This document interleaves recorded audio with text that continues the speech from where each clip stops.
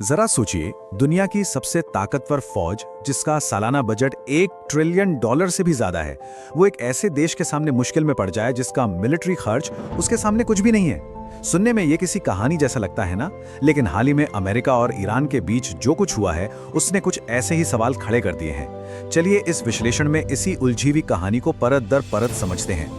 पहले फर्क को समझते हैं। देखिए, एक तरफ है अमेरिका जिसका सैन्य बजट लगभग $1 ट्रिलियन है, और दूसरी तरफ है ईरान जिसका बजट अमेरिका के बजट का मुश्किल से 2% होगा।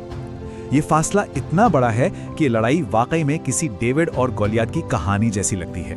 तो फिर सबसे बड़ा सवाल यही उठता है, अगर दावों की माने तो आखिर कैसे एक इतनी छोटी सैन्य शक्ति दुनिया की सबसे बड़ी ताकत को इस तरह चुनौती दे पा रही है? आइए पता करते हैं।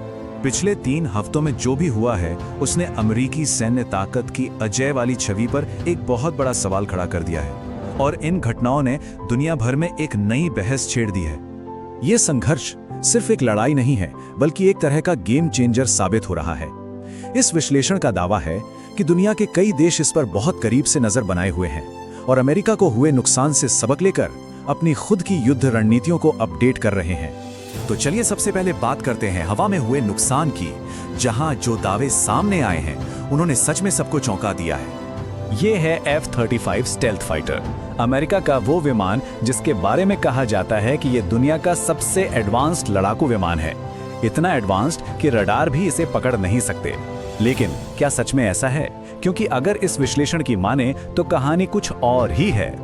दावा वाकई में चौंकाने वाला है कि उन्होंने एक F-35 को निशाना बना लिया, वही विमान जो अदृश्य मतलब इनविजिबल माना जाता था। अमेरिका ने ये तो माना है कि हाँ, विमान को नुकसान पहुंचा है, लेकिन इस घटना की कोई भी तस्वीर आज तक सामने नहीं आई है। तो सवाल ये है कि ये हुआ तो हुआ कैसे? बताया ये जा रहा है कि एक हाईटेक हथियार के खिलाफ एक लो टेक लेकिन बहुत स्मार्ट रणनीति का नतीजा था। मतलब रडार के बजाय उन्होंने विमान के इंजन से निकलने वाली गर्मी को ट्रैक किया और फिर उसे एक पुरानी मॉडिफाइड मिसाइल से निशाना बना दिया। और यहीं पर इस लड़ाई का पूरा असंतुलन साफ नजर आता है। सोचिए, एक तरफ खरबों डॉलर का F-35 प्रोग्राम और दूसरी तरफ दशकों पुरानी एक मामूली मिसाइल। और देखिए, F-35 वाली घटना कोई अकेली घटना नहीं थी। इस विश्लेषण में यह भी दावा किया गया है कि अमेरिका ने अपने कई F-15 जेट्स और लगभग 1 दर्जन MQ-9 रीपर ड्रोन्स भी खो दिए हैं। सिर्फ वो जो 12 MQ-9 रीपर ड्रोन्स गिराए गए, उन्हीं से अमेरिका को लगभग $200 मिलियन का सीधा सीधा नुकसान हुआ। ये कोई छोटी मोटी रकम नहीं है। हवा में हुए नुकसान तो बस एक शुरुआत थे। कहा जा रहा है कि समुद्र में तो अमेरिकी नौसेना को इससे भी बड़ी और शायद ज्यादा शर्मनाक चुनौतियों का सामना करना पड़ा। 2 बड़ी घटनाएं सामने आती हैं।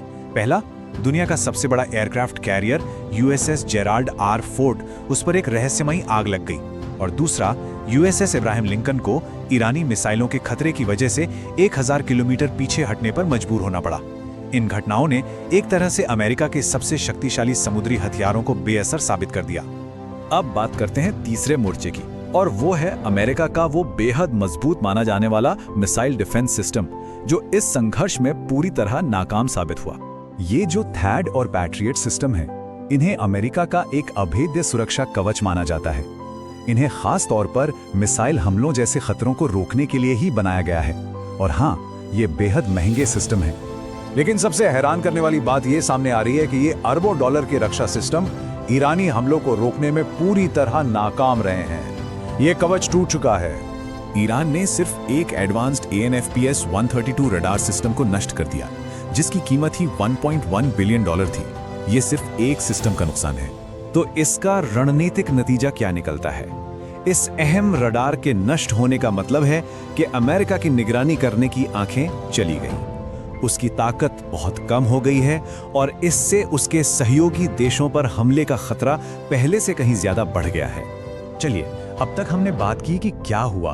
अब ये समझने की कोशिश करते हैं कि ऐसा क्यों हुआ, और उस तर्क को समझते हैं जो इस पूरे विश्लेषण के केंद्र में है, रणनीति बनाम तकनीक।